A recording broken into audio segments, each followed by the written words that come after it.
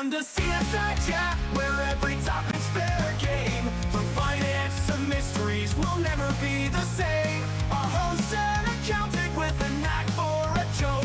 We'll dive into the details and laugh until we choke.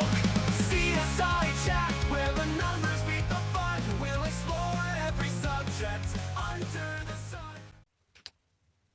Okay, well, we are very lucky today to be joined by Kyle Buckett. Kyle, thanks for taking the time. I'm going to go through a very brief intro to your background, and I'm not going to do you anywhere close to the justice that you deserve here, but I'm going to be brief because we've got a bunch of things to talk about. But Kyle has spent over 20 years in the U.S. Navy and is now a retired U.S. Navy SEAL who led the advanced training for both junior and seasoned Navy SEALs. And we're actually going to start this conversation with a little bit of a discussion on the Navy SEALs training. So Kyle, maybe you'll be able to provide a little bit of background on a particular aspect of the training, which we'll get into in a second. He is also the co-founder of Culture Force, which focuses on providing leadership and training for companies worldwide. And he is the co-author of the book, Leadership is Overrated, How the Navy SEALs Create Self-Leading Teams That Win. Now, Kyle, I've read your book. I love your book. Thank you. I didn't see New York Times bestseller listed on the page here, but I can tell you for those out there who are looking to read a really good book on leadership, one of the best leadership books I've read, is that I would highly encourage you to take a read of Kyle's book. It is terrific. And you will very much enjoy the book. But Kyle, before we get into the details here, as I mentioned, I want to just talk a little bit about the training and for U.S. Navy SEALs, which gets a lot of press. And for me, I've long been fascinated by U.S. Navy SEALs, and more specifically the process that you need to go through in order to be one, because the U.S. Navy SEALs, you talk about the top 1% of the 1% of the 1%, and U.S. Navy SEALs, you probably meet that definition. The training that you have to go through is incredible. And my learning started, probably a couple of years ago. One of the SEALs I had the pleasure of interviewing was Brent Gleason, a former Navy SEAL. I love Brent. Yeah, He's the one that started this. Yeah, and I've read he's read a couple of his books, and that's awesome. And Brent sort of got me educated a little bit, and my education has grown since then. And I started a list of basically why Scott will never become a U.S. Navy SEAL, and this is where my list started to take shape. And if you want to learn any more details on some of these points I'm about to mention, I would recommend that people spend their own time researching it.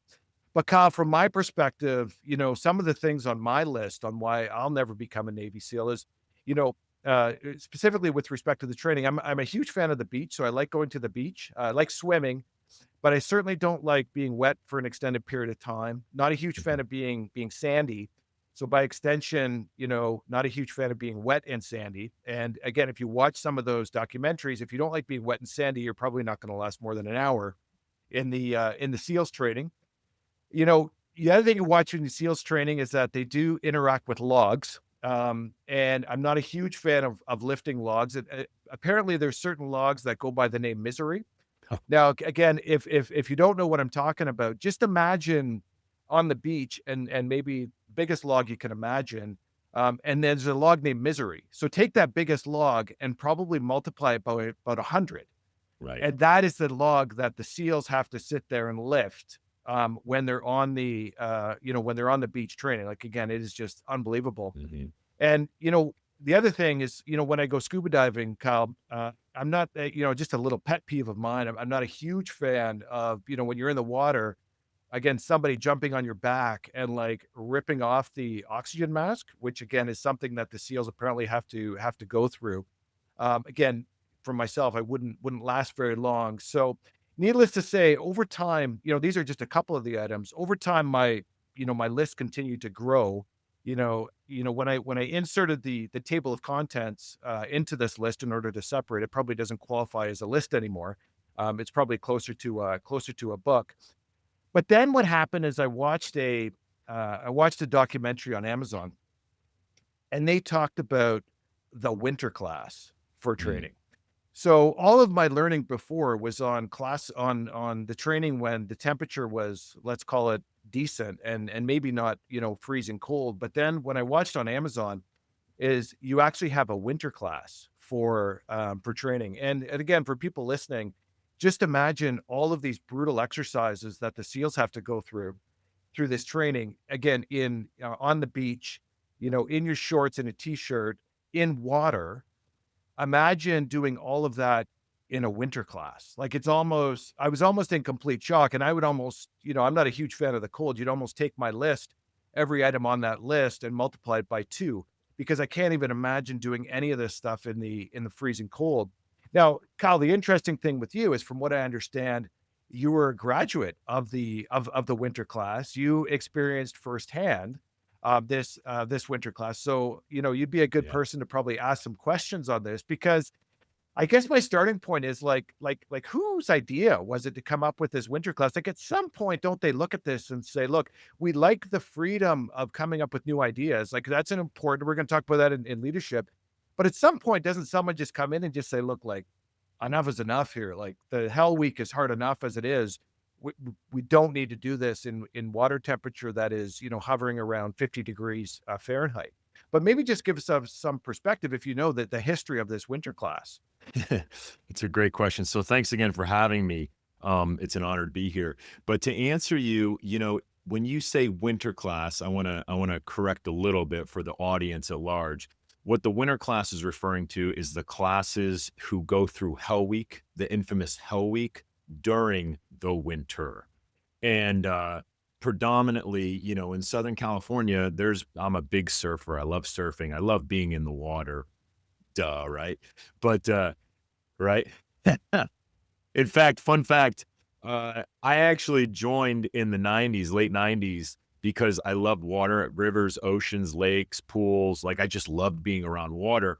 So I wanted to join America's maritime force, aka the world's most elite maritime force, the Navy SEALs. Well, I joined the military in 99, 2001, 9/11 happens. And then most of my career, 2004 to, almost retirement, most of my career was in the desert. So I didn't really do a lot of water operations during my tenure in the teams, just because of it, but just because of time and place, et cetera, et cetera. But for back to your point though, for the winter class, it's those classes that go through the infamous Hell Week during the winter. Now, sometimes in Southern California, you could have decent water temps all the way up to November, and then the water starts dropping dramatically. Um, you know, I've been surfing on Thanksgiving, American Thanksgiving morning, and the water, I'm wearing a short sleeve wetsuit. Well, my Hell Week in Navy SEAL training was the first week of February, and that water had dipped down to 11 degrees Celsius. It Wow. was cold, and we had rain and mist all throughout the week, and it was brutal. We started our class, when we classed up, we had around 185 students, candidates. By the time we got to first phase, we had dropped down because it was so cold. Now we're in January, and first phase leading up to the third or fourth or fifth week, which is Hell Week.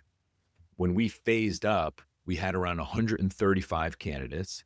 By the time we started Hell Week, we had whittled down to 85. By the time we finished Hell Week, a winter class Hell Week, water temps around 11 to 12 degrees Celsius. By the time we graduated Hell Week or finished Hell Week, there was only 17 of us still standing, Wow. because it's so brutal. That cold water, I've seen that cold water take guys that look like, Chris Hemsworth playing Thor in, Avengers. Not when he gets fat and bloated, but when he's in shape. Mm-hmm. I've Yep. seen guys like that the cold water will just jack them up. It will wreak havoc on your brain, on your mindset, on your positivity, on your motivation. The cold water does something to everyone, right? And so that cold water is a great test to see if our guys, and now girls, we allow girls in the program too, if they can make it, but to allow individuals to go through the process and see if they have what it takes. Because there's been multiple times throughout my 20-year career where I was in cold water.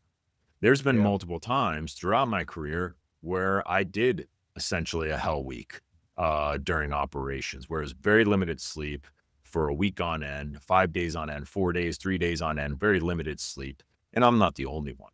Plenty of us have done that, right? And so we use that training to ensure that we are getting the best candidates that can do what it takes, can never quit, won't give up, and will just complete the mission. So it's quite challenging, quite challenging. And those polls that you reference, you know, the logs, they're essentially a standard American telephone pole. That's Yep. what, you know, think of a telephone pole cut probably in half. I don't know the exact dimensions, probably cut it in half and give, you know, one half to 8 guys and give the other half to 8 guys. And they're going to carry it on their shoulders and they're going to run, you know, miles on end, and they'll stop. We'll do push-ups. We'll do sit-ups where we're holding it against our chest, doing sit-ups, you know, eight guys in a line, working with that log. And Old Misery, the standard, I don't know what the actual standard, so I, you know, excuse my my ignorance here, but I think it's probably right around probably 12-inch diameter for a standard telephone pole. Old Misery is probably like 18 to 20 inches on diameter. Wow. Yeah, And it's still there, brutal. Kyle? It's still, Oh, yeah. still, Oh yeah. yeah. It's brutal. It's brutal. And usually we'll use that to punish underperformers. And then it sucks. You can imagine. Well, you know what really surprised, one of the things that really surprised me, just watching learning more about the training, is that I was under the impression that it was hell week when everything ramped up, and that it was hell week where, you know, you'd lose a huge chunk, which I still think is true. But what I was Right. so shocked about is the process leading up to hell week is, you know, Oh. extremely difficult as well. Like to It's even just brutal. get up to hell week is, so to think that you have all these people who made it up to hell week going through a brutal exercise, like again, you know, in the water, you know, all doing all these different things. And then they have to go through hell week. And if you drop in hell week again, like you already went through a huge process. And then even after hell week is done, you've still got another set of train, like in the water, and, you know, treading water for, you know, for 5 minutes without using your hands and things like that, with like, it's just, it's not just hell week. It's the whole Right. training process, which That- is massively intense, right? That's right. That's right. You just nailed it, Scott, that most people miss because, and, you know, quite honestly, I was one of those individuals that kind of missed that aspect of it. Now, obviously it was, you know, 25 years ago.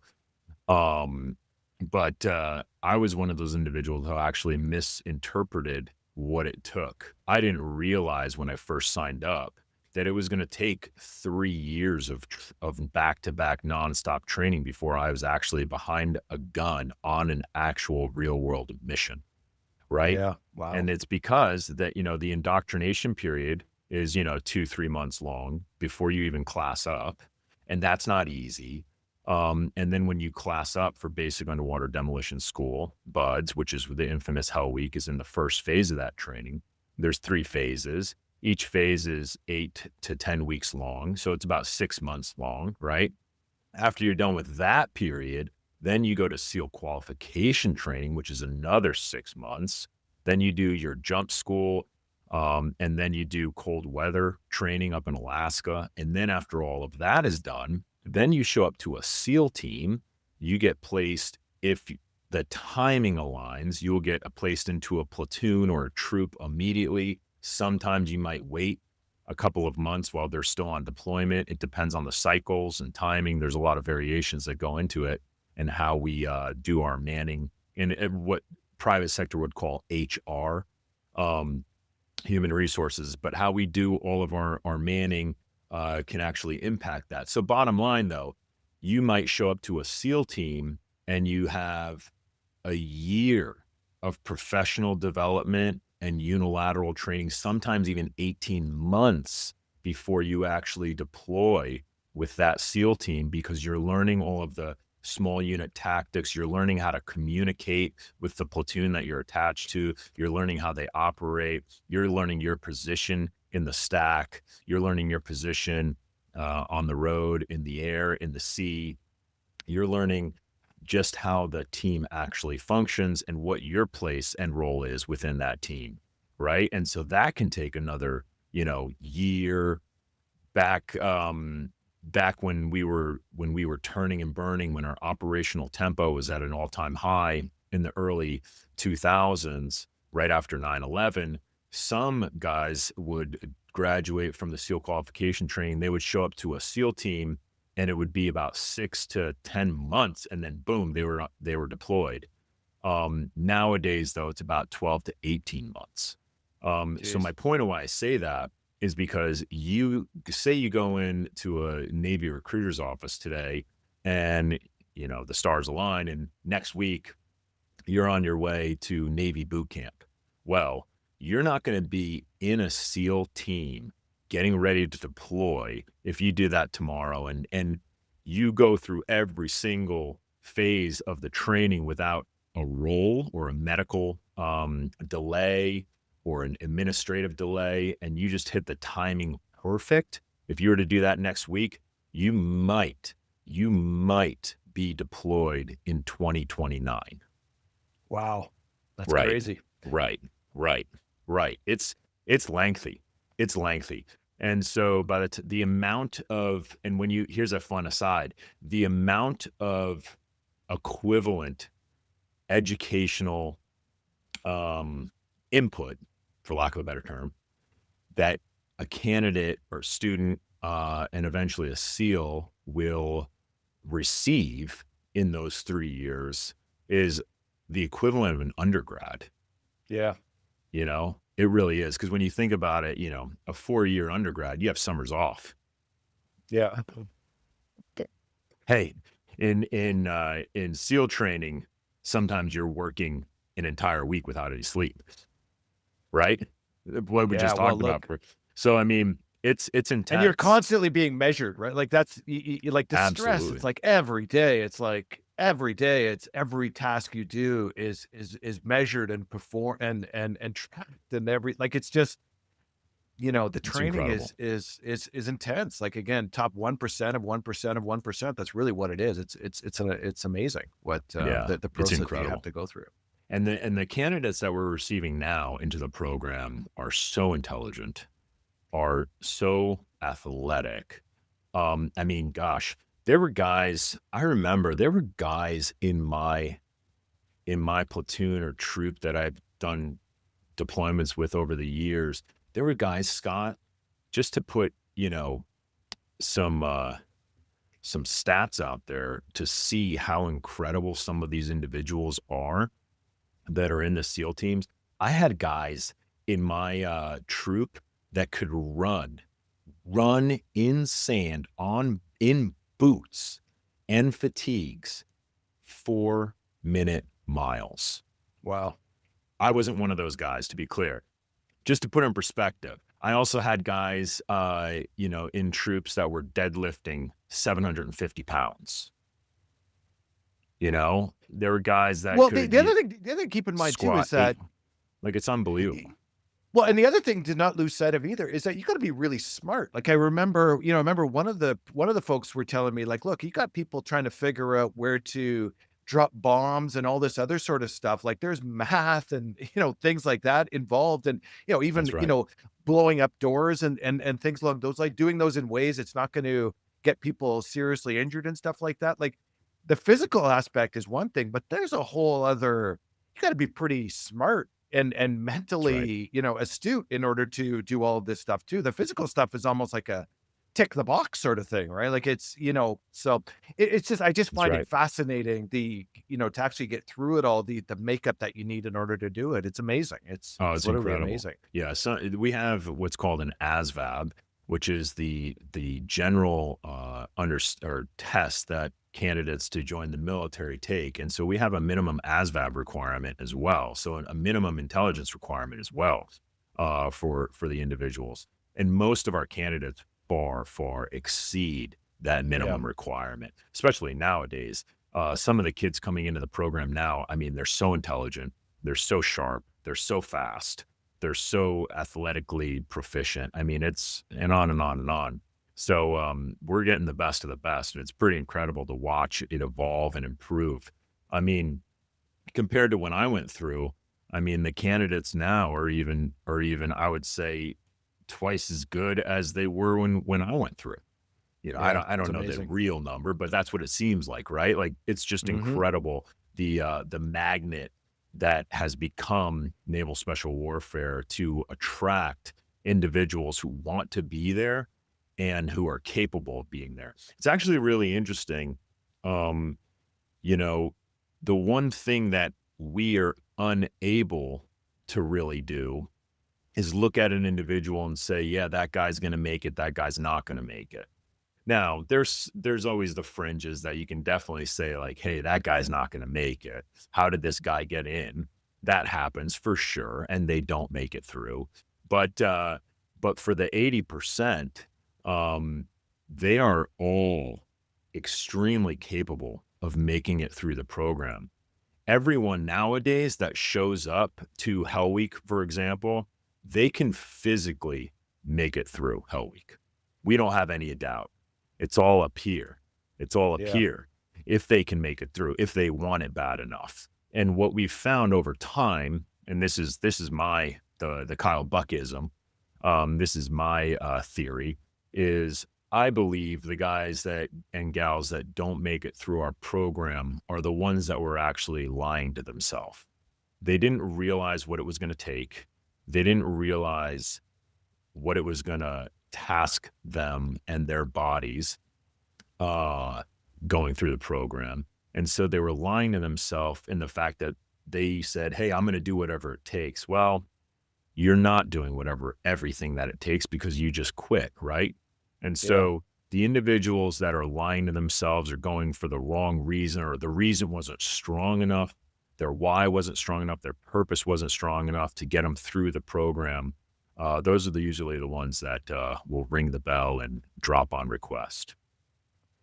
So, I think it's important for people to understand the process that you go through, because then as we transition to talking about leadership training, I think a common misconception might be for people thinking about the military is that the way that the SEALs work is that it's command and control, is that you Mm, take all of your instructions from some person sitting in the ivory tower and they tell you guys exactly what to do and you guys go out and do that. But that's actually not the case. And your whole training is built on being able to react to constant change and reacting to the unknown and really being able to make decisions on the fly as opposed to.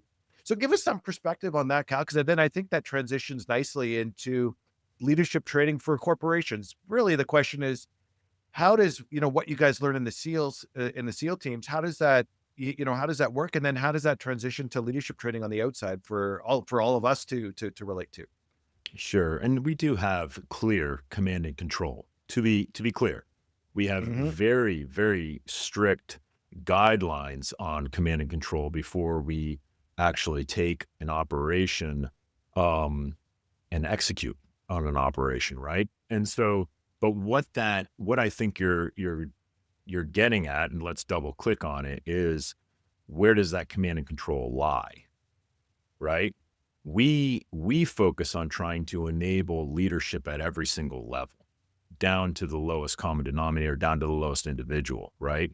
And so, for example, you clear a corner, and as a brand new guy in a SEAL platoon, you come around a corner and there's an individual shooting at you. You're not waiting for someone to give you the green light because you already understand your rules of engagement. You already understand what you can act on in that moment and return fire and protect yourself and your comrades. And so it depends, but command and control can be delegated down to the lowest level, right? And so what that looks like, meaning at the lowest level, You could have a sniper pair, which means a sniper and a spotter, communicator on a mission, of reconnaissance mission, and it's just two individuals. You can have missions that are as small as just two individuals, all the way up to, a full troop, which could be, up to 60 individuals going on an operation.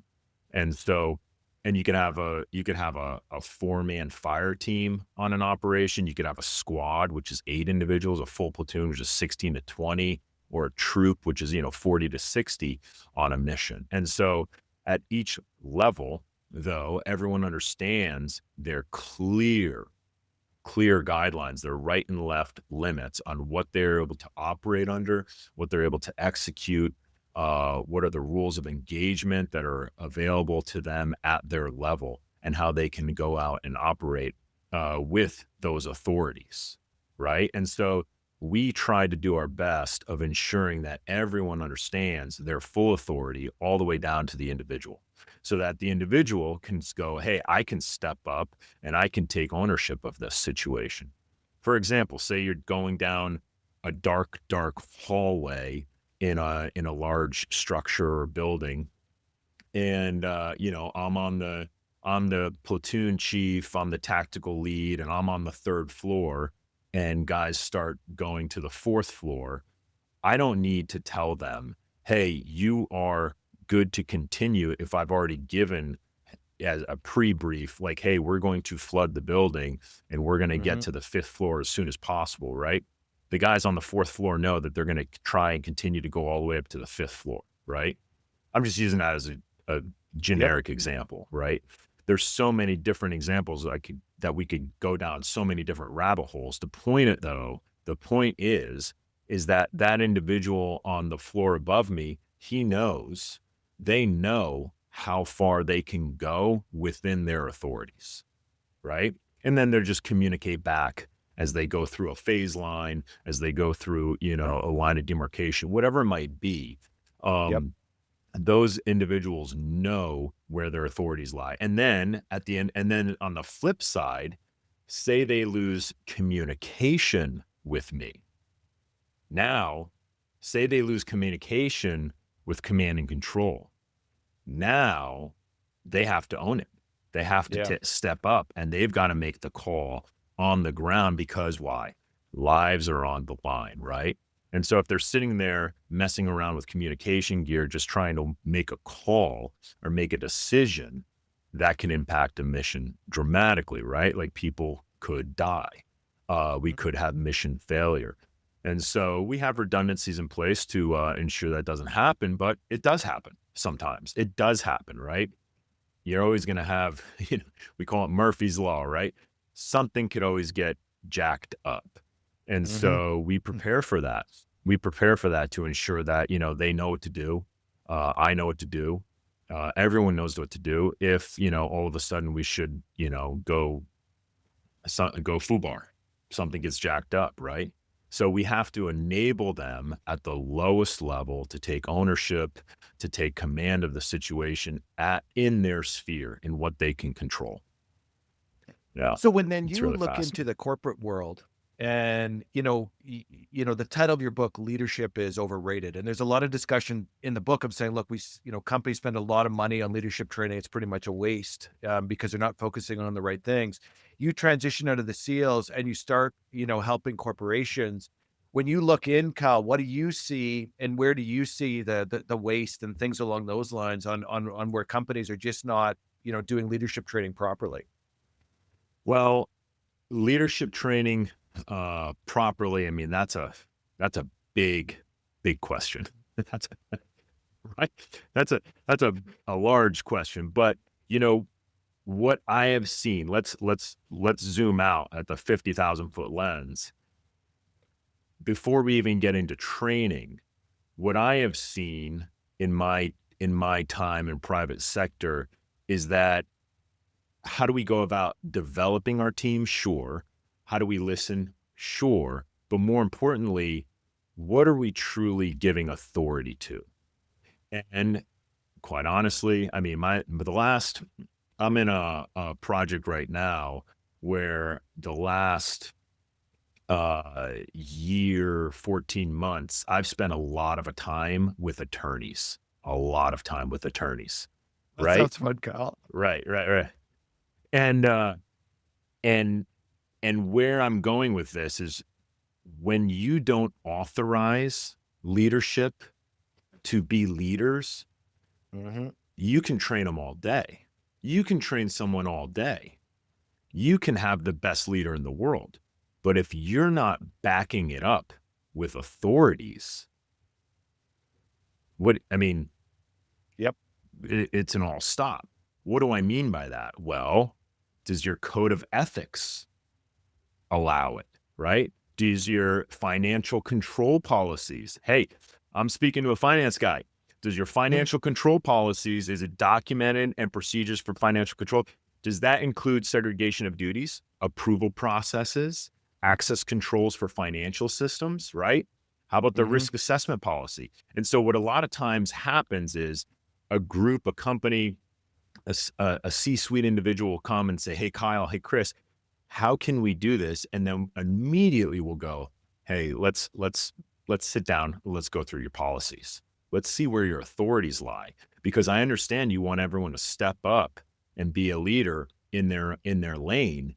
But if Yep. you're not allowing that to take place, if you're not allowing a culture to really thrive and build on leadership at the lowest level through your controls, through your policies, through your procedures, your standard operating procedures, your internal controls documentation, whatever it might be, if you're not allowing it, then we're going to be, running an uphill battle this entire time.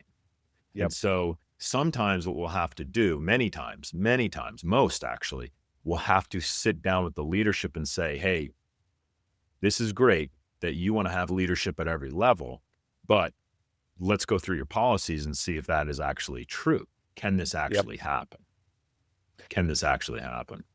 And do you find, people might say, well, if you give people too much leeway, that maybe there's mistakes and things like that that get made along the way. But ultimately, from your perspective, like leadership at the lowest levels is the best way to go, and to give people the freedom to make mistakes. And obviously, again, there's a rules of engagement in terms of things you can and can't do. But Mhm. at the flip side, this, having a leader, like you say, that is, almost micromanaging is maybe not the best way to go at it. That's right. That's right. You nailed it.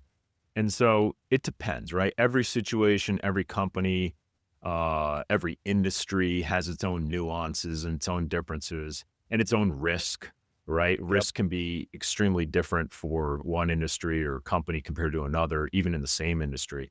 But how we manage risk and understanding how to manage risk, right? With leadership at each level, it can vary. But it really depends on what you are allowing at the lowest level, right? For example, I'll just use an easy one. Sometimes, hey, a director can spend, 10,000, I'm just making something up, $10,000 without, a senior director approval or 20,000 or 50,000 or whatever it Yep. might be. Yeah, maybe you don't want the brand new employee to be able to spend 5 million Yep. without any control, right? Yep. Yep. That's not what I'm saying. What I'm saying is within their own swim lane, within their own department, having the ability, having guardrails, absolutely, but having the ability to make decisions without having to go to the next level of authority can be critical, critical to engaging the team to get the best result. It really can. And so, you know, working with groups to say, hey, where do you want this authority to lie? Do you want this to be at your level? Okay, that's fine. What is needed now to grant that authority to the next rung, the next chain down the next individual down the chain of command, right? Got it. How do we do that? Well, it depends. And so the best way we've found to do that is you got to sit there and you got to really audit and do it with the team, right? Yep. Do it with the team. It's very simple to go, hey, what's your most frustrating challenge for permission or for an authority? Yep. 9 times out of 10, the team's going to go, "Hey, Scott, let me tell you, I've got a long list, right? I'm Yep. not calling you out, but Yep. 9 times out Yep. of 10, John Doe, hey, what do we got?" Yep. And then, Jane Doe is going to go, "Hey, listen, John, this is, here's our list of our top 10 that it's really frustrating that we have to go to you for this." When you enable and you release that authority, it can be quite freeing, and it can also be rewarding for the team members who want to do a great job. Yeah. Because most people want to do a freaking great job, Yeah. you know? No, I agree. Now, I'm gonna now lead into a bit into your book because look, I really, really enjoyed I enjoyed the book, and it's about, I don't know, 180 pages long. It's not a long read. I don't think there's any acronyms in the book. A lot of other leadership, the Kyle Buckett, K stands for this, Y stands for this. You know what I Right. mean? Like there's none of that. What makes the book, frankly, so good is its simplicity. Mm. Is this stuff is actually not that difficult to implement. It doesn't take a rocket science in order to figure this stuff out. Its beauty is in its simplicity. And my favorite chapter in the book is chapter 1. Mm. And the title of chapter 1 is entitled "Kill the Leader," which certainly gets your attention. And I want to you share a lot of really good stories, including a boat stuck in ice, and a lot of good stories. And I'm going to share my own story, and then I'm going to pass it over to you, because if there's one thing to think about, it's, can you kill the leader, and what happens Mm. to the team. Right. And the story I wanted to share, again, I was watching a documentary. Let's roll the clock back to 333 BC, and I'm going to share a story about Alexander the Great, which we're going to fast forward, and hopefully it can be applied to corporations. But in 333 BC, Alexander the Great was leading the Greeks into battle against the Persians, who were led by King Darius at the Battle of Issus. Now, the Persians, I think, outnumbered the Greeks 2-1, people wise. So therefore, the Greeks were massive underdogs. Um, and they're fighting, and during the battle, Alexander found a break in the Persian line and was nearly able to attack King Darius of the Persians directly. And what happened next? So what happens when Alexander goes after the leader? Well, King Darius then fled the battlefield, and actually he left his wife and his daughter behind, who were ultimately captured by Alexander. That's another story. What happened to the Persian army? The Persian army was fractured, and basically when they saw their leader leave, King Darius, they all left as well. So that 2-1 man advantage did not seem to apply at that point. And the most interesting part of the documentary was that I was watching is they said, they tried to ask the question. They said, well, was this an act of cowardice by Mm. King Darius? And according to Netflix, this was not an act of cowardice. They referred to it as an act of statehood, because the Persians knew that if King Darius were to be killed by Alexander, the entire Persian kingdom would fall. If one person goes down, the entire Persian kingdom would fall. And this goes back to this chapter Mm. of kill the leader. What happens to your company, to your team, if you were to kill the leader? In the case of the Persians, it would result in the entire collapse of their whole empire, which is pretty significant. And that's why, again, you've got a bunch of really good stories in there as well. But give us your perspective, Kyle. I think, there's some interesting, if you were to read one chapter in your book, man, it is chapter 1, kill the leader. If you only have time to read one chapter, I'd recommend read the whole book. But hey, if you want to get scrolled down, you don't have time, read the first chapter, kill the leader, because it is going to get you thinking. So Kyle, I'm going to pass it over to you. How did you come up with the name, and give us some perspective on this chapter? This is a terrific chapter. It's my in fact, I wanted to call the book "Kill the Leader," Scott. I really did. So funny story, actually. We're going back and forth with HarperCollins, our publisher, on the title, because I wanted to call it, "Leadership is Overrated" is our backup title. "Kill the Leader" which is what I led with and what I wanted to call the book. And so we're going back and forth. And the year we were doing this was COVID, right? I see. 2020. And so as we ended that year, we were still in pre-print, and we were going back and forth on the title. I wanted to call it that. They were supportive but hesitant. And then a little thing happens in January. I don't know if you remember this, but our Capitol was stormed on January 6th. Hmm. And January 7th, I get a phone call from them, and they're like, yeah, there's no way we're calling this thing Kill the Leader. It's too much. It's too much. It's too aggressive. And I was like, yeah, touche. Maybe the timing's off right now. Let's go back to leadership is overrated. So, funny story there, on why it wasn't called it wasn't the title of the book. But the reason why I like that title and it brings your attention to it is because it's something that we actually do in training, right? As a unit. When we're going through our training, many times we'll do, scenario-based training where we're taking down, we're going through a village, we're going through a building, we're doing something, on a boat, et cetera, et cetera. And while we're going through the scenario, the training cadre will walk over to the leader of the platoon or the troop and just whisper in their ear, hey, we want you to play dead. Like you just took a gunshot, or you took a gunshot to the chest, you're out of the picture. Now you're a medical problem. Now we need to medically evacuate you off the scene. So what happens, right? What happens when, if I'm the TAC lead of an operation and Kyle gets shot? Well, I've trained up my next guy. I've trained Nick or John or whoever. I've trained Nick to come in and step into my shoes.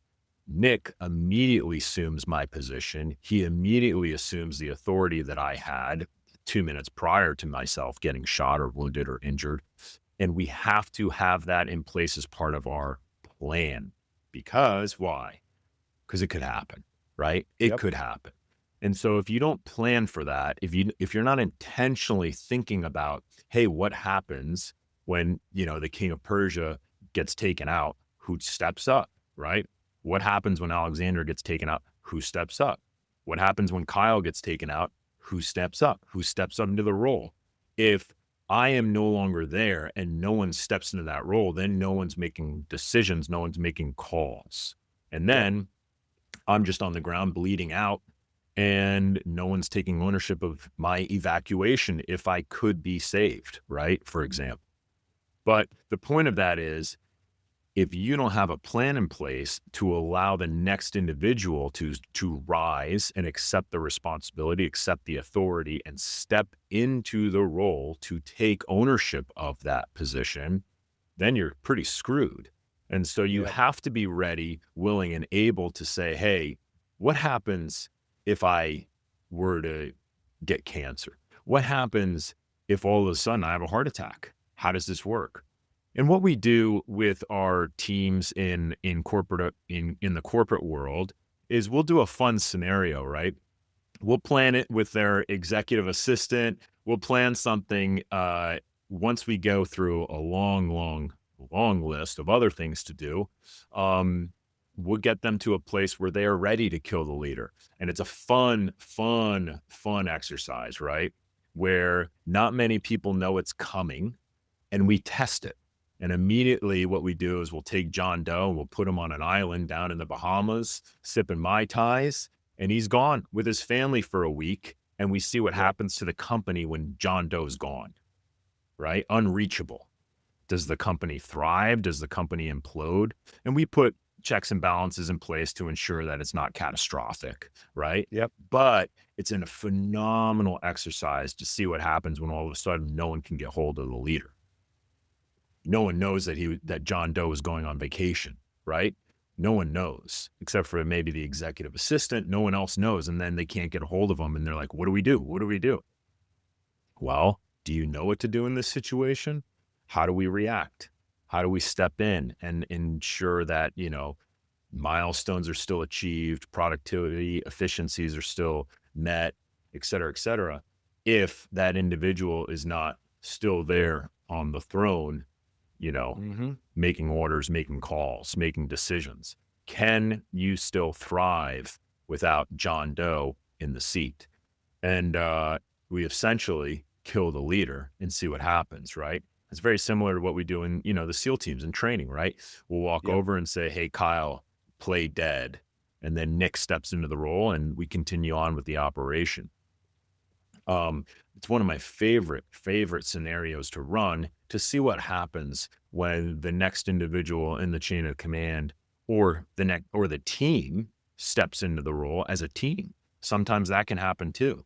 Sometimes you might just have, the C-suite work together as a team, but you do have to have somebody acting as, CEO, right? If that were to happen. So it's a fun exercise.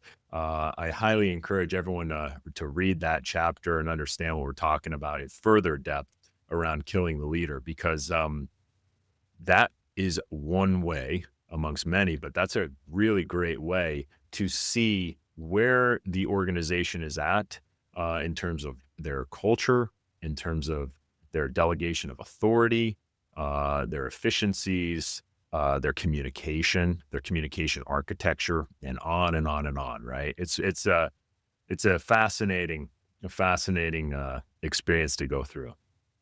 And for the companies that do it well, is Mhm. there a couple of best practices that they have adopted in order to be able to withstand the change of the leader? Like, is there a couple of things that really step out, Kyle, to say, look, here are like the really like 3 or 4 things or whatever it may be that you should have in place in order to withstand? Because I'm sure you have a long list of companies that didn't deal with it very well, and it's a bit messy. But is there a couple that have actually done it pretty well, or perhaps after you train them up, they're able to do version 2 of that a lot better than version 1? Yeah, it's the groups that have been planning, right? It's the groups that the leader has been pouring himself or herself into their replacement. So, as the one thing that we do in the SEAL teams is we're always training our replacement. We're always training our replacement, and it's part of our culture, right? We're always training because after that deployment, very commonly what will happen is now Nick will assume my role and then I'll elevate to the next role, right? Yep.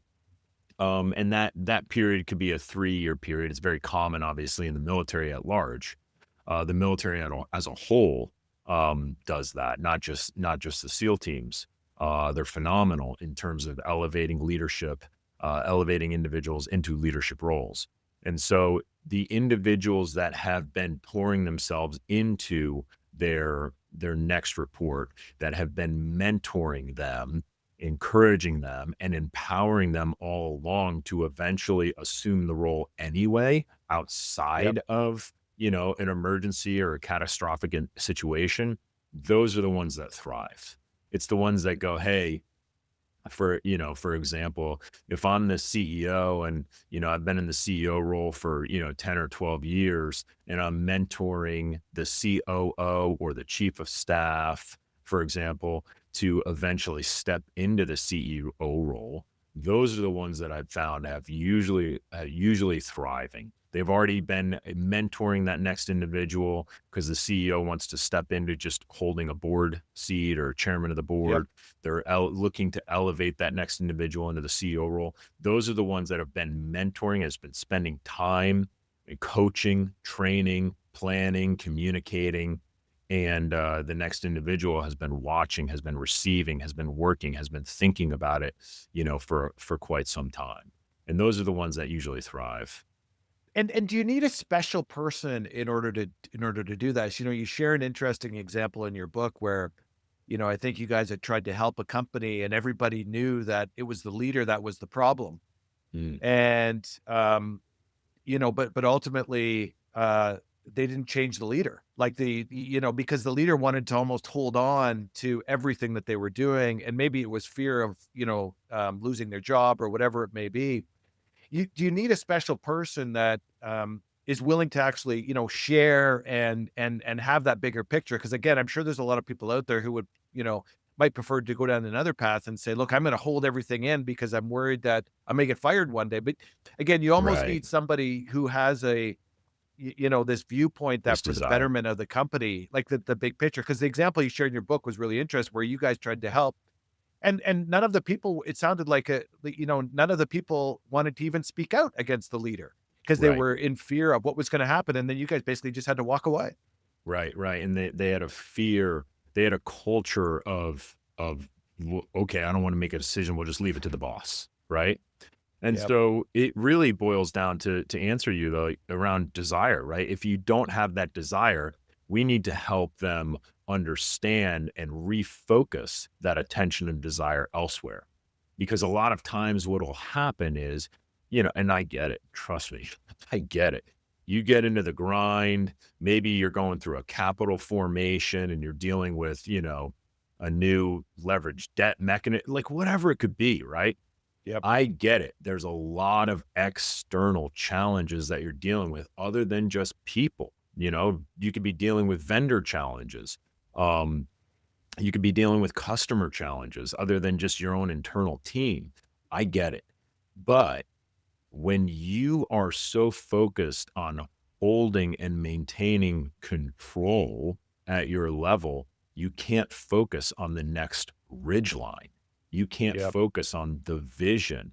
And so what we try to do is help that leader see with their own lens, through their own mindset, see, hey, if you release this authority, look at what that chunk of time in your calendar is going to enable you to now do. Now you Yep. can start focusing on, hey, wow, Kyle, I can lift my head up and I can focus on the next ridge line. I can start focusing on the next offering, the next product, the next innovation, the next technology or the next you know, chunk of hiring that we need to do, or building out a Yep. new team, et cetera, et cetera. So what we've found many times is that, the individual that is challenged with releasing that authority or releasing some delegation, they are so focused on their lens that it comes, they're almost myopic in their thinking on, this is how we need to do, and they're not able to expand their aperture like a photographic lens. They're not able to expand their aperture to go, hey, you know what?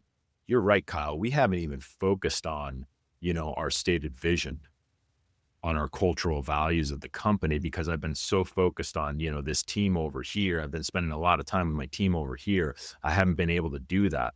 And once you expand that aperture and you release some authority or delegation, then you can go, oh, pick up your head out of the sand and go, oh, you know what? You're right. Look at this. I would like to spend more time focusing on that.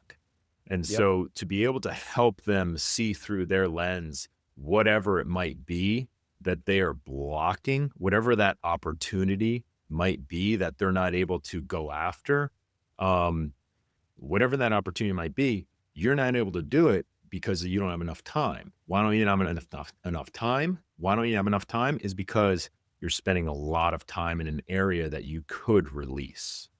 Yeah.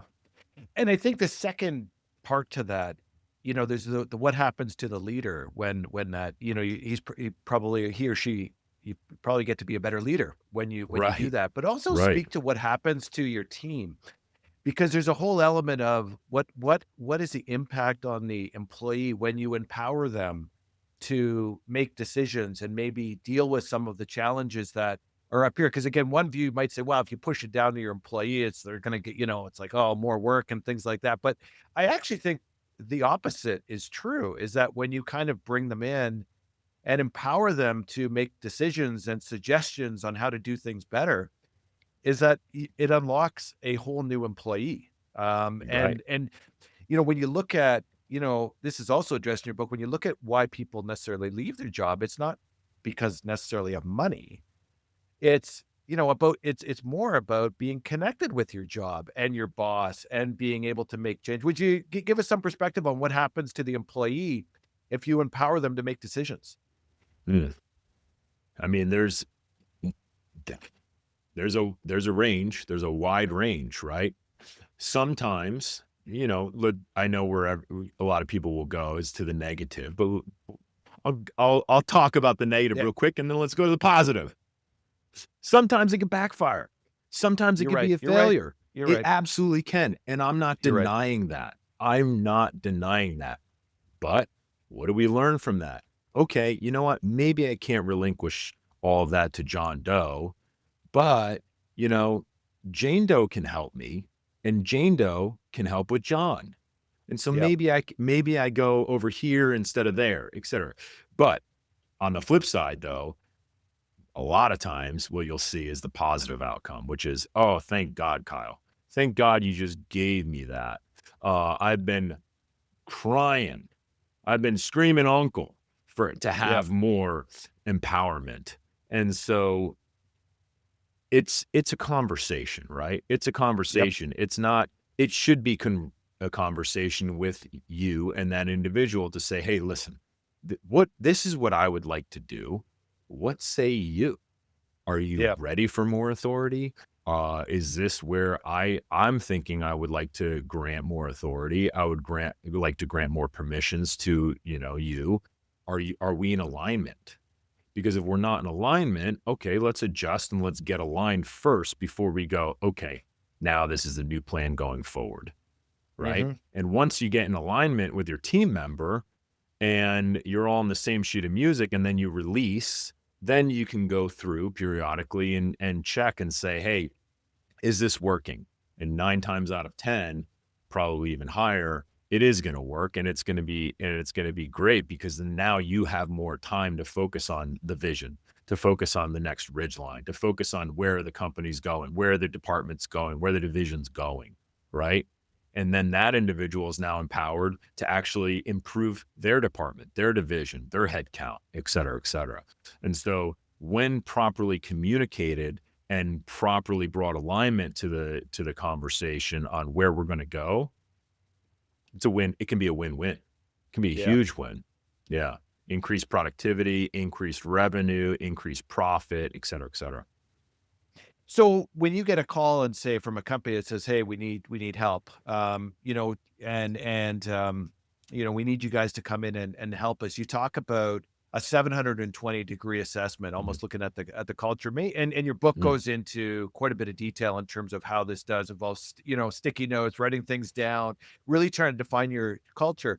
Give us some perspective, Kyle, on this first step and why it's important to say, okay, we're going to help, but the first thing you need to do is really define what's important to you. Yeah. You know, it's hard to do. We say this in our book. It's hard to do a 720-degree assessment of an individual in a 30-minute interview, right? Yep.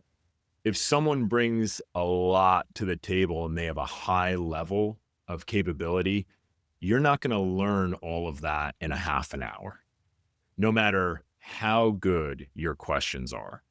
Some questions could take, you know, 15 to 20 minutes to answer. And so I want to put out that disclaimer first. But to answer you, what a 720-degree assessment means is asking the individuals above and beneath you, but also more importantly, around you as Yep. well. Your left and your right, not just up and down, but also your left and right. And asking individuals around you, like, hey, I would actually really appreciate, you know, if you were to give me some feedback on how I'm doing here, on how I'm perceived. And so allowing the people you're asking to join your team, allowing multiple members of the team to interview the project, you know, giving them the margin to ask questions that maybe you haven't even considered while you're going through this. So every group is a little different. How you might, you know, organize or construct, you know, assessment could be a little different. But the main goal really is to get feedback from above, beneath, but also around, to give you a better full picture of how you're actually doing.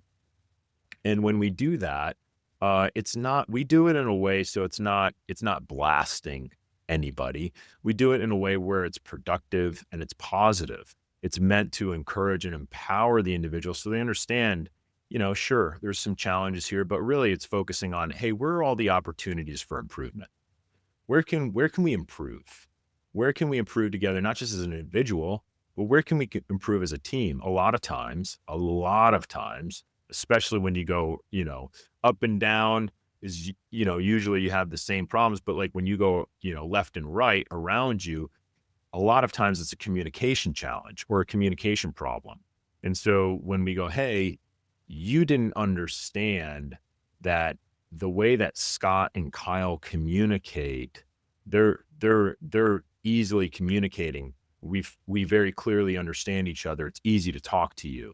Well, when we include John in the conversation, all of a sudden it goes sideways. Why? Well, how does John receive information? John receives information a lot differently than Scott. Oh, you know what? I didn't even think about that. Sorry, John, how are you receiving this conversation with Scott and Kyle? I know it sounds elementary. I know it sounds very elementary, but sometimes if we don't just take the time to just take a pause and say, hey, what's going on around us, above us, beneath us? It's hard to get a full picture of the situation if you don't just pause and be intentional to try and find out that information. Does that make sense? Yeah. It makes total sense. And maybe just talk a little bit about culture Yeah. is because again, what I think when you learn about the SEALs, I think what happens after the training is it's like a brotherhood, Mhm. right? Where Oh man, you're it connected is. to the teams. You Right. want to do it because it's in the right interest of the teams. The only thing you're going to do is you're going to do something. If you're acting, you're going to act in the best interest of the teams because it's the right thing to do. And your whole training has led you to that. And in the corporate world, if you could get there and you say, look, the reason why I want to do this is just because it's in the best interest of the company. You know what I mean? Like if you're Right. able to get there because of the culture and the caring and things like that, are you able to get companies to that same part where they say, look, we're doing this not because, we're getting paid to do it. We're doing it because it's the right thing to do for the company. Like you actually care so much about the company and your team and not letting anybody else down that's why you want to do it. Like that's what you guys have in the teams through all of your training. Are you able to get companies to that same spot? Years ago, I had a CEO say to me, Kyle, listen, I want my sales force to be the Navy SEALs of sales operators. I want my salesmen and sales gals to be the elite of the elite. And I said, well, that's quite an undertaking. He goes, yeah, how do we do this? I go, I don't know that you know what you're asking for. He goes, well, what do you mean? I go, are you going to spend 3 years and Yeah. $1.2 million on training them to be an elite sales force per individual? Because that's what the United States Navy spends on each guy to go through SEAL training. 3 Hmm. years and about $1.2 to $1.4 million. Are you going to spend that? Because if you want the Navy SEAL of a sales team, if that's what you're talking about, what is going to be your investment to create that, Hmm. right? It is to say, hey, I'm going to go out and build the Navy SEAL equivalent. Like, don't think about that. Think about, hey, I want to build an elite sales force that can answer the call for our customers, be there where our customers need them, ensure that our customers have a great onboarding process through a clear communication through the entire onboarding process. And then also customer success, constant engagement, ensuring that our customers have great customer success, and on and on. I'm just using that as an example, right? Well, you can achieve that, and I've seen it all over the country. I've seen companies all over the country that have incredible organizational culture. When you walk in, you can feel the buzz where everyone loves to be there. You can just feel it, Yep. right? Yep. Years ago, I had a very, very unique opportunity to go up to Silicon Valley in a matter of about 3 to 4 days I got to go to Facebook, Google, Airbnb, Oracle, Dropbox, um, and several others, Wow. huge organizations. And I got to step inside, walk through the halls, meet with the leadership teams, and feel the culture for 3-4 hours at, at a chunk. And when you walk into a Google, you can feel the culture. Everyone's a Googler. Yep.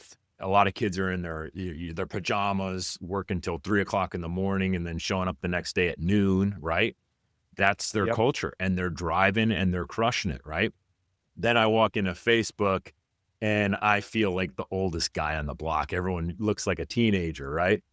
But you can feel that culture. And then you walk into another organization and it's staunch, it's old. There's a hesitancy to get anything done. There's a hesitancy to go against, the CEO's orders. So every organization is a little different, but I'll tell you, if you don't have a focus on your culture, you're going to have one. You're going to have one no matter Yep. what. Whether you like But it or if you don't not. have you're going to have it. But if you don't have a focus on a positive culture, a positive environment, and you're not trying to create that by working through your teams and enabling them at every level, it's going to be quite the challenge. So then it goes back to, okay, what policies do you have in place? What are you truly enabling and empowering? And then how are you, as the leader and the leadership team, how are you actually walking the talk on a day-to-day basis? Are you setting the example, right? Because at the end of the day, it's on you as the leader of a team to really empower and improve the organizational culture. And it can happen, and I'm not just saying the CEO. It can be if you have a 2 or 3 man team, it's on you. And you can start on the branch you're on. You can start on the branch you're on. Many times what we'll see, if we're working maybe even with just a division lead, we'll see and work with that group. We'll start improving the culture within that group. And then you'll start to see it starts like this amoebic kind of growing happening where it starts branching out into other departments. And then all of a sudden it starts just getting this groundswell. It's pretty incredible to watch, but it has to start somewhere, and it has to start at the leader at some level to start on the branch that he's on. So, I think that kind of answers the question. I kind of rambled a little bit there, but No, it does. I think, because the other aspect of your book I enjoyed reading about is the importance of rituals. mm, And maybe you could share some. I'm sure the teams have their own rituals. Probably a lot of them they'll never reach the light of day for anybody outside of the teams. Because it can keep that in house. I think is something that would be pretty cool. But maybe some good rituals, because rituals have a way to kind of bond people to the team and effectively to the company, to make you feel part of something that is unique and niche and all that sort of stuff. And maybe just, give two cents on your 2 cents on rituals, Kyle, and any really good rituals you've seen that kind of create that bonding that, like the vibes that the Googles and the Facebooks have. yeah, rituals really, in my opinion, protect the culture that you've created and codify it, right? They help to maintain the sanctity of what, the previous groups of people have designed and developed, right? And so it takes imagination, it takes vision, it takes discipline to develop and sustain a world-class culture. But, you know, how we can build a ritual is very simple. It's very simple. It Yeah. doesn't need to be complex. Finding the right ritual, we talk about at length. In fact, we have an entire chapter in our book dedicated to finding the right ritual, right? And Chris in our book talks about what they did at Dave Ramsey Solutions. And I'll leave it there. You can talk about it, or you can read about it in the book. But one of my favorite rituals in the SEAL teams, or even at the very beginning of SEAL training, one of my favorite rituals is at the end of a phase. So say a group right now is in buds and they're finishing Hell Week. Well, in about 5-6 weeks, they'll finish first phase. Now, the instructors that have been just relentlessly, like, beating these guys down for the last 10 weeks, at the very end of phase, the students get to do skits on the instructors. And it's no holds bar. No holds Yeah. bar. So we come in on the very last Friday of the phase. All the instructors line up and they're all mean mugging you, right? Just staring at you, giving you their fierce warrior stares. And you're still a little nervous because, yeah, you made it through Hell Week, but these are the guys you all want to be, right? We all want to be them. They're our heroes. We all look up to them and respect them. And now we're going to make fun of them. So what we do is we'll do these little dramatizations, these little skits that we wrote and choreographed as students. And we are doing, skits on the instructors of, something that on their character, something on how they carry themselves, how they walk, how they talk, how they run, how they do their hair, how they, whatever it might be. Right. And so we'll come in on the very last day and we just get to do, like a stand-up comedy tour, essentially like Kill Tony or something like that, where we're just standing up there and we're just laying into them. We had this old crusty Master Chief that had put us through training, and my best friend Mikey, I'll never forget it. He comes walking in to do the skit, and he's got like an old man, white hair, wig on. He's got a cane in his hand, and he's hobbling in and he's just yelling, and he's got tobacco in his mouth and the tobacco's just coming down his neck, and he's just yelling and he's hobbling and he's walking with a limp and he's like screaming, and we're dying until we all kind of look over at the Master Chief that he's making fun of, and he's just sitting there like this, just waiting for the skit to be over so he can just send us all out to the ocean to go get wet and sandy, right? But those rituals, those moments, of being able to be human with each other, and go, hey, we're not gonna take everything too seriously. Like, hey, we can take it too. We can take poking fun at us as well. It's so good for the camaraderie, because guess what's going to happen? In 2 years or less, we might be in a SEAL platoon with those instructors. Yeah. Right.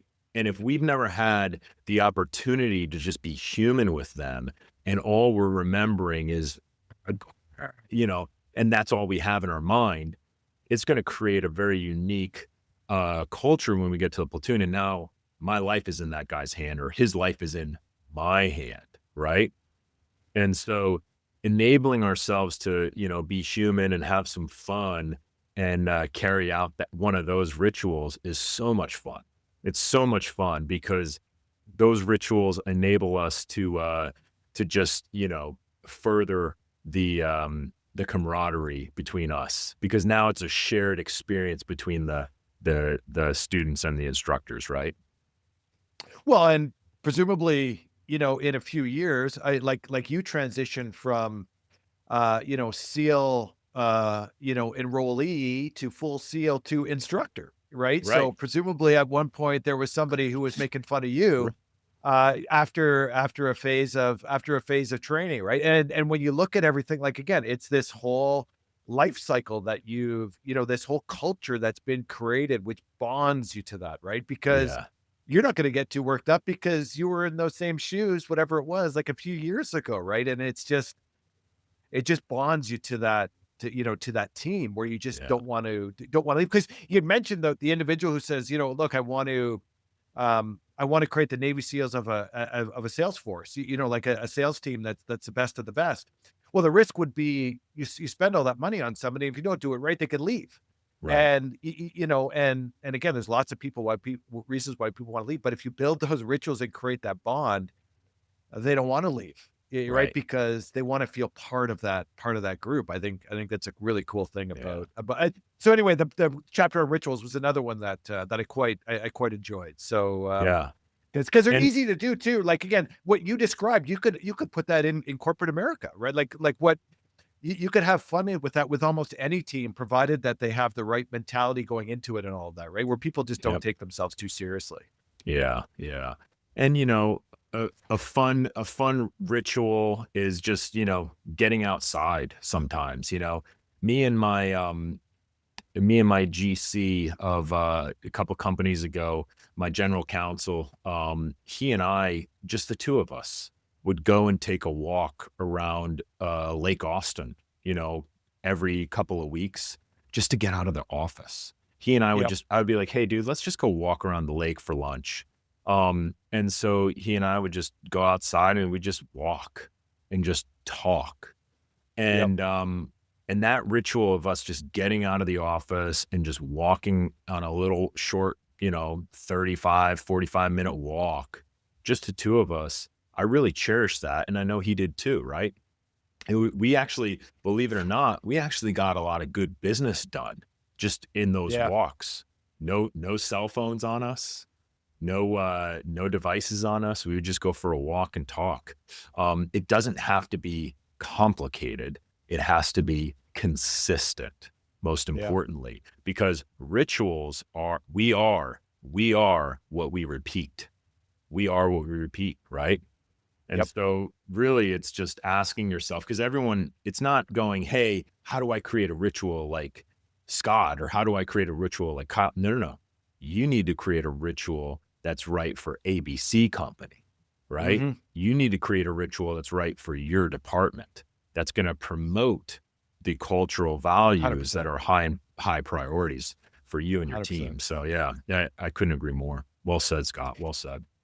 So now I'm going to go back to your book because I'm getting to the end of your book, getting to the last chapter, and I'm thinking I'm just going to breeze through this last chapter, and then all of a sudden you drop a story on Charlie Wilson's War. So for those that haven't seen the movie, it is a terrific movie. It stars Tom Hanks and one of the greatest actors ever, Philip Seymour Hoffman. And it is a He's so good. terrific movie. He's so It's a good. true story.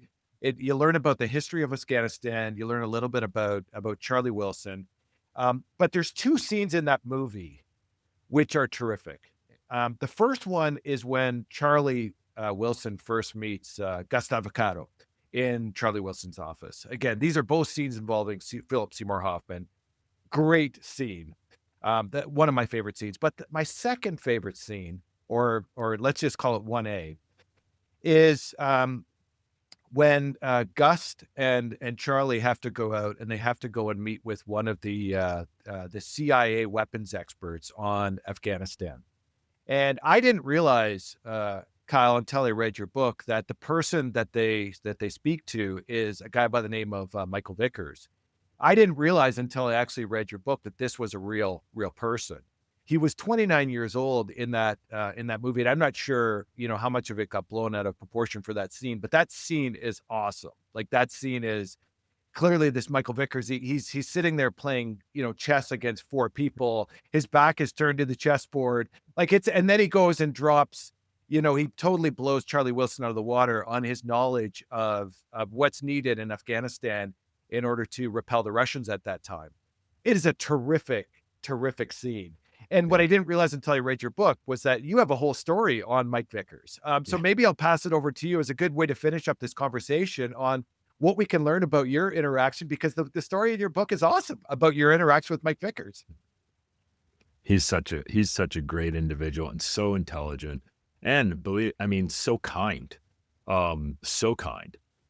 He's such a great guy. I one of my heroes, obviously one of my top heroes in my life, and someone I truly respect and look up to. But yeah, he is, one of our nation's top revered resident experts on Afghanistan and all things around Afghanistan, really. I mean, he's been dealing with this since the 70s.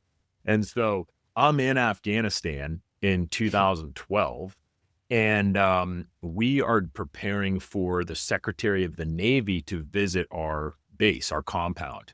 Not really a base, but more like a small little compound that we had created in denied enemy territory. And so imagine this, right? We, at the time, it's 2012, we are one of 2 Navy bases in all of Afghanistan because Wow. our compounds, right? Because why? Because the other one is a Navy SEAL and we're Navy SEALs. So we're the only ones. So the Secretary of the Navy wants to come visit, obviously, his Navy bases in Afghanistan. And so we find out that he's coming to visit us. And so we're all excited. We're like, this is great. And wow, what an honor, what a privilege that the Secretary is going to come and visit us. We didn't know that Mike was going to be with him. So the helicopter lands.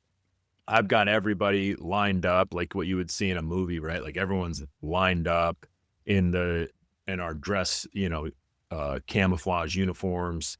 We all look prim and proper, standing ready at attention. And the helicopter lands, Secretary of the Navy gets off, and then right behind him is Mike Vickers. And I'm like, I look at Rob, my lieutenant at the time, and I'm like, did you know that Mike Vickers was going to be here visiting? And he's like, no, I had no clue. I'm like, wow, well, that's quite a unique surprise. So now I am sweating bullets. I am sweating bullets because now the country's resident expert on Afghanistan is now going to sit here and spend the entire afternoon with me. And I'm like, oh, you got to be kidding me. I wish someone would have communicated this because at the time, Mike, by the way, Mike is the Undersecretary of Defense. I'm like, Because he's going back and reporting to President Obama, right? That's basically what's going to happen after this conversation. Exactly. And I'm like, why didn't anyone communicate this? Anyway, that wouldn't happen today. But 2012, we were busy. Maybe it was somewhere in a communication somewhere. I don't know. But bottom line, we did not expect it. He gets off the plane. I'm immediately like, oh, good Lord. I'm like, wow. So I'm like, hey, I tell one of my junior officers, hey, get out of line, go straight into our tactical operations center, pull up the big brief. He's like, the big mama jama? I'm like, yeah, the full brief, not the one that we had prepped that we were going to do today, the expanded version, the full version. And so he's like, are you sure? I'm like, I'm 1,000% sure. Because that's Mike Vickers, and we're going to tell him everything we got because not only, I'm not trying to hide anything, but I also want to learn from him. I want to learn. I want to seek his guidance, his counsel. This is a once in a lifetime opportunity where it's just going to be us and the Secretary of the Navy and Mike Vickers in a room talking about what our challenges and our opportunities are. And so I'm like, yeah, we're going to go through the whole thing. So we give him a tour around the base, and then we get into our tactical operations center, and we sit down and we start going through the whole brief. And he was elegant, he was kind, he was thoughtful, but he was very, very quiet at that day, at the beginning for the whole brief. He just sat there, received it all, and had a couple of small questions. And I'm looking and I'm on edge, like waiting for his input, waiting for more guidance, waiting for him to say something. And he just gave some small suggestions, and we're writing it all, everything he said, we're writing it all down furiously. Like, like this is gospel. Like, we're just like, whoa, And so, after then we're done and we're like, is there anything else that we can answer? Is there anything else that, you disagree with? I mean, we were very transparent because we wanted to improve. We wanted to get better. We wanted to learn. And so he was like, no. He goes, in fact, he looks at me dead in the eye. He pulls out a coin and he looks at me dead in the eye and he goes, Kyle, he goes, you guys are doing an incredible job. And this is not a brag, but I'm just telling you how it went. He goes, Kyle, you guys are doing an incredible job. You guys are the tip of the spear. You guys get it. You guys understand the challenges, have identified new opportunities. You guys are taking it to the next level. He goes, I can't wait. And he coins me. In the military, when you coin someone, you put it in your palm and give him a coin. And he gives me his coin and says, I can't wait to get back to the White House and tell them the incredible work that you guys are doing. And I was like, Yeah. right. And the reason why was because we had enabled leadership at every level. We had Yeah. enabled, Scott, and we had enabled Brian and Nick and Rob and Joe and, Zach. We had enabled all of our leaders to take ownership and their responsibility in their departments. And we had created, as I talk about in the book, we had created multiple rotations. So it wasn't reliant on Kyle to go out on every single mission. In fact, towards the last 4 or 5 months of our deployment, we had gotten into such a good battle rhythm that I was going on like half of the missions. And Rob, my partner, was going on the other half, my OIC. And so we had decentralized authority and command in that sense. So it was pretty remarkable. I'll never forget that deployment. It was very special. So please go check it out. Read more about it in the book. Yeah, it's a great way to finish. And again, another great example of a great leader, because I'm sure Mike could have got in there and just told you guys what, all the things that, he believes and things, but for him to sit there and listen and just stay quiet and then to finish the way he did. Again, you talk about recognition in your book as well, right? And the importance of again, it just shows you what type of leader Mike is as well. It's a really good story to finish your book on. Yeah. But read the book. Again, it's not listed as a New York Times bestseller, but it should be. It's a terrific book, and its beauty is it's in simplicity. It's a really common sense. But Kyle, thank you very much for taking the time. We really appreciate you joining us and talking a little bit about leadership and sharing your stories. Thank you very much for taking the time. Thank you so much for having me.